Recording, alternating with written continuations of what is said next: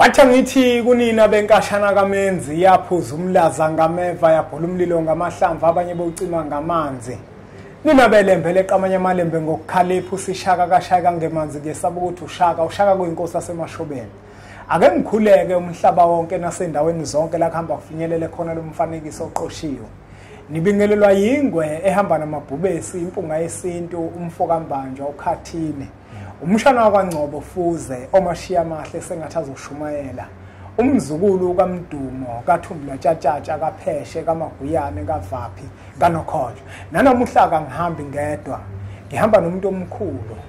uNhlanzi. Mbanjwa. Baba uNhlanzi sinibingelele. Siyabingelela Mbanjwa. Niwasho njalo ziyatholakala sekhona Mbanjwa. Kunjalo. Bayithenga wona Mbanjwa kodwa ngiyacela ukuthi baqhubeke bayithenga njengoba beyithenga nje abayithenge. Baba uNhlanzi ngesizathu ukuthi kunabantu abasha la ngiyafisa ukuthi ngelinye ilanga sike sibuye nayo yonke imikhiqizo yakoNhlanzi sibeke la sibachazela abantu ukuthi kunomkhiqizo osebenza kanje umkhiqizo osebenza kanje nakanje nakanje kodwa singakangena esihlokweni sethu bengifisa ukuthi ukusikhele phezulu ukuthi masikhuluma ngobaba uNhlanzi sikhuluma nobani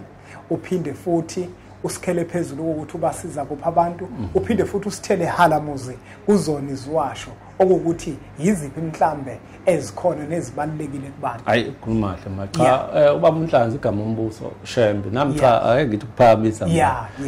ngiyakhuleka emakhehleni angembethe ngikhuleka kunina boNhlanzi umuntu ngomathabso lodonsa onyathikazi onhliziyo sokhabzela mzazela khokho wethu siyakhuleka ayisiphethe yena mbantu sizwa le cha mina igama umbuso ngashembe isibongo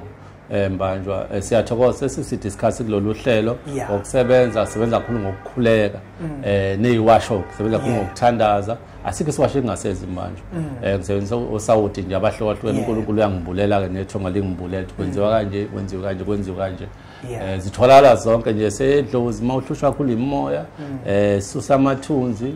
njalo zonke njengoba leyikhanyisa nje impilo yakho icace ikhanye sikhona iwasho ziyatholakala yebo Baba uNhlanzi namhlanje ngifisa sokhuluma isihloko esibucayi kakhulu. Ngiyafisa futhi ukuthi ababukeli bempunga yesintu imibuzo mhlawumbe engizoyibuza uma kukhona lebengayizwa kahle khona. Behlisa umoya. Ngoba uma sila sisuke sizofundisa. Uma sila sisuke sizobuzela abantu abanemibuzo abangakwazi ukuyibuza bathola impendulo ngaleso sikhathi kumanje njengoba sokhuluma ngalesihloko kunabantu abazofisa ukukubuza imibuzo kodwa abekho la kulohlelo umuntu okhona mina ngibambele bona mina uma ngibuza imibuzo angizobuza imibuzo ethandwa yimina angizobuza imibuzo evuna mina kodwa ngizobuza imibuzo evuna bona ukuze bakwazi ukuthola incazelo hayi kunjalo Baba uNhlanzi baba Mbanjwa mina ngiqale la mina ngiyimpunga yesintu nginenkolelo ethi uShembe uNkulunkulu mina uyabona mina ngiyimpunga yesintu nami ngisho njalo uyabona ngithi mina uShembe uNkulunkulu mina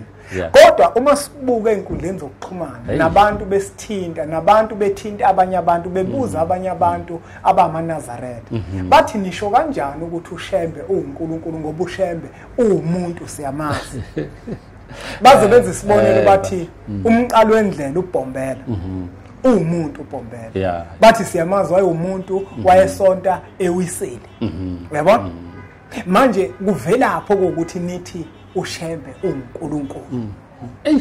futhi Mbanjwa babuza into edida abantu abaningi nabantu bakhona enkolweni yoMnazaretha bayadidenga lo kunjalo beza kahle Mbanjwa usikhulume lesihloko abantu bacaciselele yebo uma uNkulunkulu evela emhlabeni uvela noma ngayiphi indlela ngizoyiqala nje eqaleni Mbanjwa uNkulunkulu mhla eqala nje ukuthi ukuvela acacise ukuthi uNkulunkulu uqale kuMoses kodwa uvelephi Mbanjwa esihlahleni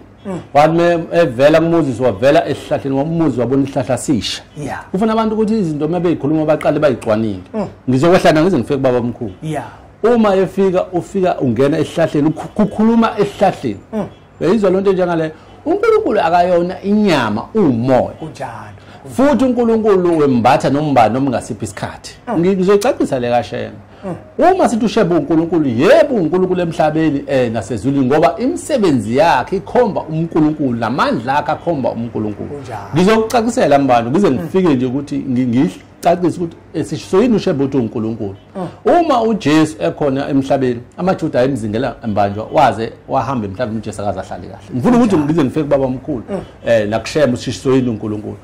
lapha encwadini 10 John futhi ngifuna ukuthi abantu abamaKristu bayifunde John 10 ivesi 30 kuya 42 John 10 ivesi 30 kuya 42 uthi uJesu yini ningizingelelani nifunelani ukungibulala amaJuda efuna umkhanda ngamatshe ngifuna ucakisela umuntu owumKristu ngendawo omkhulu amaJuda efuna umkhanda ngamatshe uthi ngoba imisebenzi emihle ngiyenzile niyibonile pho yini nifuna ukungibulala ngibulalela na bathi wena hayi asikubulaleli ukuthi imisebenzi emihle uyenzile siyibonile yebo mihle into esifuna ukubulala uyahlambalaza uzibiza ngoNkulunkulu basho uJesu amaJuda John 10 verse 30 kuya 42 uyifunda umuntu omKristu ikhona lo ncwadi angithi izolo usathi uJesu ke ubaba ukimi uma ubaba ekimi nami ngikuye uyayizwa lonto njengani uma ubaba ekimi nami ngikuye uzama ukuchaza ukuthi umoya kaNkulunkulu uye uthole lapha encwadini kabani kaMateyu 3 verse 13 mhla epaphatisa umoya ongcwele wehla kuthiwa wehla umoya oyijuba oyisimo sikaNkulunkulu ngena ngaphakathi kubani kuJesu ngizoza kumqalo wendlela usethi ke ngoba imisebenzi emihle niyibonile ngiyeza pho nikhandelani ngamatshe bathi uyahlambalaza uzibiza ngoNkulunkulu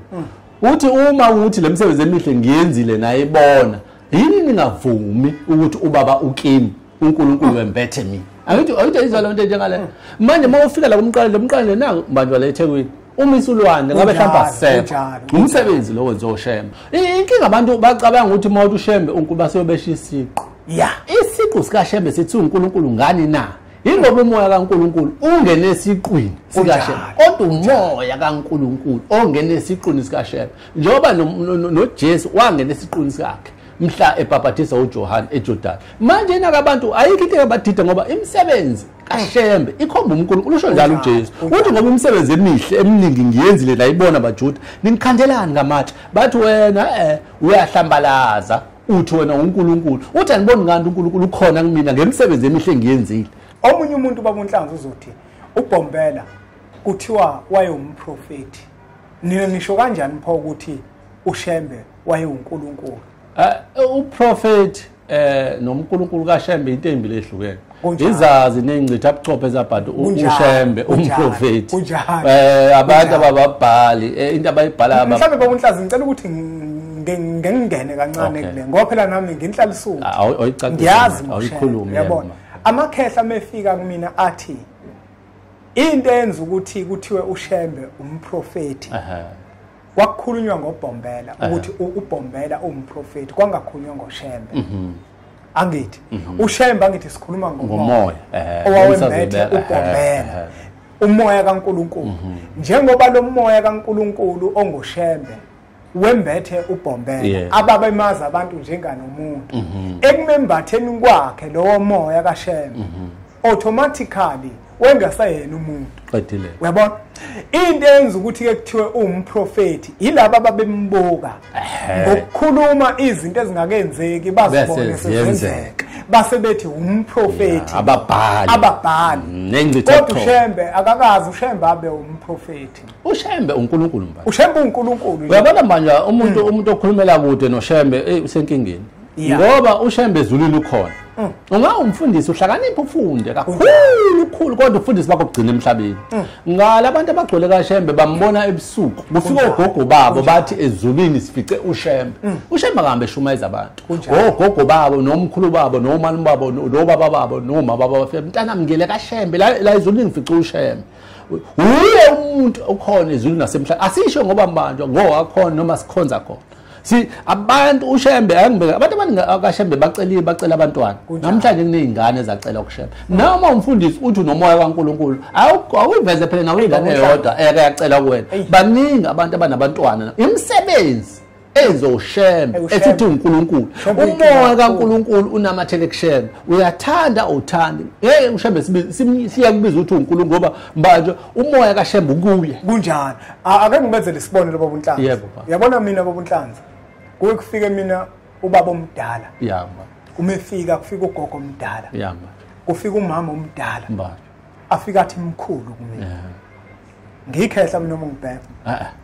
kodwa ingoba nginomoya wamakhehla yebo ngembethwa amakhehla iyona lento egcina seyenza bathi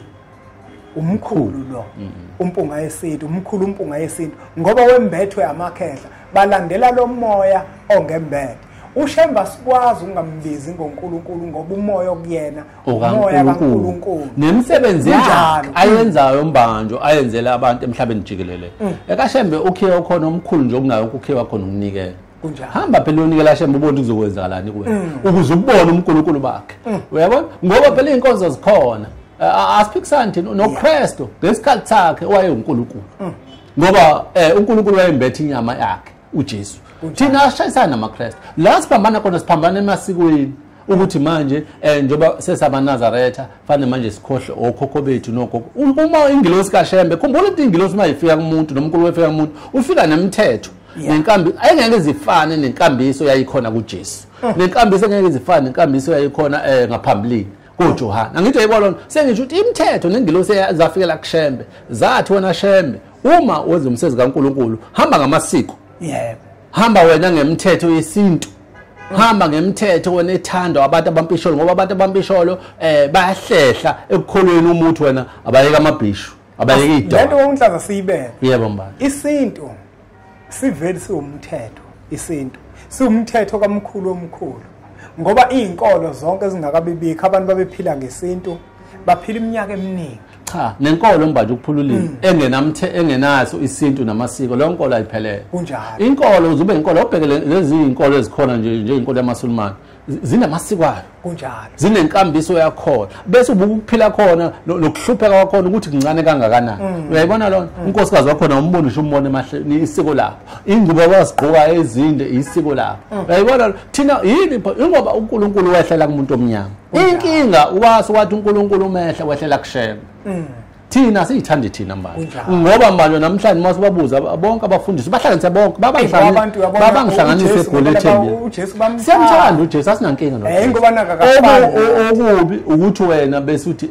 uNkulunkulu wagcina isikhathi kaJesu cha uNkulunkulu ukhona ngaba siphili phela uNkulunkulu nje manje ngikholelwa kuJesu cha uNkulunkulu uhleli kuShembe njengamanje uyayibona lo mina nje ngikholelwa futhi uma umuntu mbanje umnyama uzithanda abafundisi ukuthi bafundise abantu ngesintu esani isilungu ngicela ukubuza babonhlanzi ngibuzela mina lo mbuzo kuyiphutha yini ungakholelwa kuJesu mina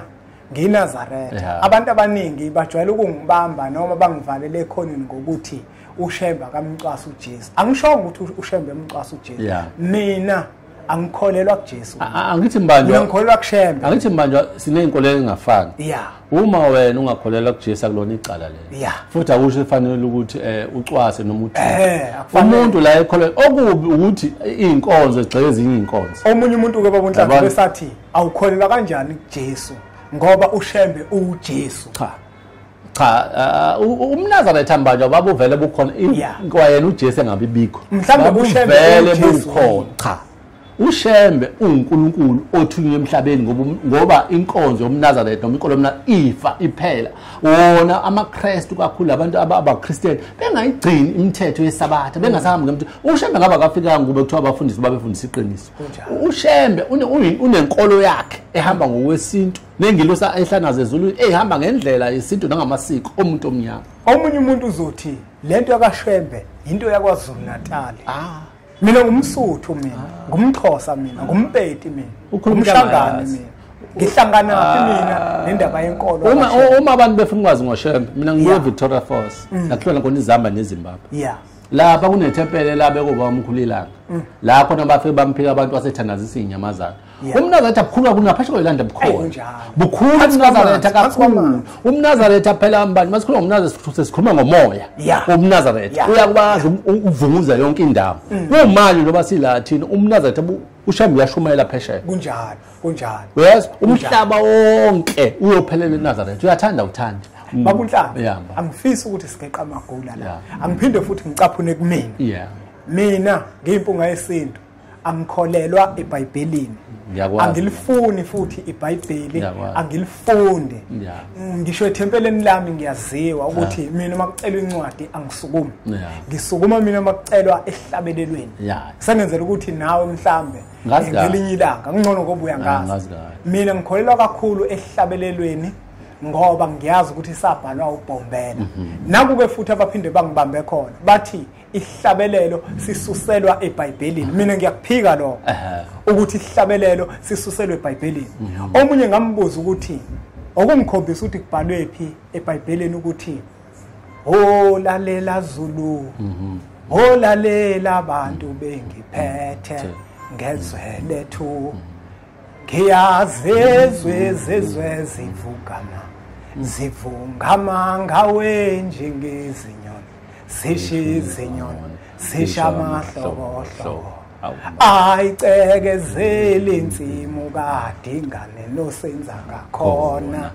ayiqedile mamo sizwa ngomyayiza kandaba weyizwa lento ukuthi heyethu le yavalwa ke lo ncwadi manje ikhona siyayihlabelela kodwa ngoba uShembe utheme efika wala kakhulu nenkolo ngoba lenkolo umuntu ebheka iqhabuke nondlebe esikhanyela ikhame nabelungu inkolo abantu abamnyama basithanda kakhulu isitayela sabelungu nokushumela yabo ngesilungu umuntu meshumela ngesilungu azibone ngempela ukuthi ushumela yini ulimi lakho ungalithandi awukuthi mawuse enkonzweni umfundisi ke noma ufundisa noma ukhulume ngolimi lakho wancelebeleni wawambona apha umlungu ebhidilisha isiZulu eshumeza belungu ngoba oqala incindezela ikwena olimini ngoba manje olimi lakho nje ungalithandi nje ubani umuntu okhuluma ngesintu noma ngesixhosa noma ngesisuthu noma ngesiZulu uma wena nebhizi sicindezela nangolimi bakunhlanga ngiye ngibona abantu usadinga ukuthi bahambe bayesikoleni ngoba ihlabelelo akukona ukuthi yabona nginencwadi mina ethi uyokhuluza ukhokhobe othola ukuthi ezinye zezinto engizikhulumayo ngizikhuluma bese ngizifakazise nezinkulumo uShembe azikhulumile esihlabelelweni yabona ihlabelelo ekhuluma ngaso abamhlophe bazibhala ziningi ihlabelelo ubamkhulu ubhale ihlabelelo 1940 ilanga la ishicelela ihlabelelo ezinye azivumelekanga ngoba kuthiwa zinohlevana zidala udlame noma zidala ukuthi ngabe khona ukuzinza emphakathini khona lesi esinye sithi nangu Faro sokugida ephuma emfuleni phuma nempi yakhe nenqola zomlilo naleso sibhalwa zavalwa zonke lezo ziningi ihlabelelo bamkhulu zafika ilethwa ingilosi ke uShembe ngoba azinye zayifikelele ezifike ehlele emini mhlambe ke babunhlanzi ukuphendula lo mbuzo nokususa inkungo kumuntu othi ihlabelelo samaNazaretha sisuselwe eBhayibhelini ngabe kuyiqiniso lokho ubaba wamkhulu ihlabelelo zayifika kuyena ehlele emini wakunentombazane noma umama noma umakoti wawuyena ewayombhali kabamkhulu uma kufika ihlabelelo ambiza bethi bhala la mntana uma kufika ihlabelelo besiyambiza ethi cela unahlabelelo sasifika noma inini sifika ngengilosi noma ngezi uShembe ngixolisa ungene emadevini kodwa kufika manje inkulumo yomunye ubaba lo esakusakhuluma ngaye kuthiwa uMbade ukhona nalomfana lo asuke naye umphathi ohlelo uyena ongamfuni kakhulu uShembe lo mfana bafunda ihlabelelo samaNazaretha ngithi ihlabelelo sesibili esithi ngisize inkosi uyasibona sohlabelelo ake ngibalaphe ngiyacela ukuthi lo mfanekiso oqoshini uthathe nodlulisele kubona bathi uShembe naye wayecela usize inkosi ngisize ake nginilaphe ngoba ngisebancane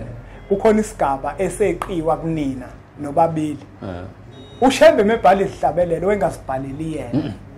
ihlabelelo zamaNazaretha zimthandazo yabo nje ukuthi ngisize inkosi sizofundwa yimina oyinazaretha ngithandaza zimthandazo awayengazibhaleli yena kodwa wayezibhalela thina ngqedile uShembe uNkulunkulu ophelele kunjalo uJesu uthi elo lamasabatha masehamba emhlabeni uthi na uNkulunkulu wami ngishila nina uma umuntu lapho ubheka usho ingilosi uJesu kuyena usho umoya ophuma kuye ukuthi na umoya uthi Eloi lamasa uthi ingilosi noma umoya kaNkulunkulu uphumelani kimi yabona lo sengisho ukuthi umoya kaNkulunkulu usukwembetha inyama yomuntu ingakho sithi lo muntu uNkulunkulu uyabona suke singasho inyama ufike kube khona inyama bese kuba khona umoya ongena kumuntu bese uyamsebenza ngale nyama yalo muntu ingakho sithi ngoba imangaliso ziningi uShembe azenzile babona ngoba kuumuntu omnyama shuthi bona babheka ukuthi akube isikhulu esithile esihlayo lo moya futhi uqinisile baba uNhlanzi kufuna kube nje isikhulu esithile noma nebala lingabi impisho njengana hayi baba uNhlanzi baba mbani asiyiphethe lembenge elami lokuphetha bafowethu nodadewethu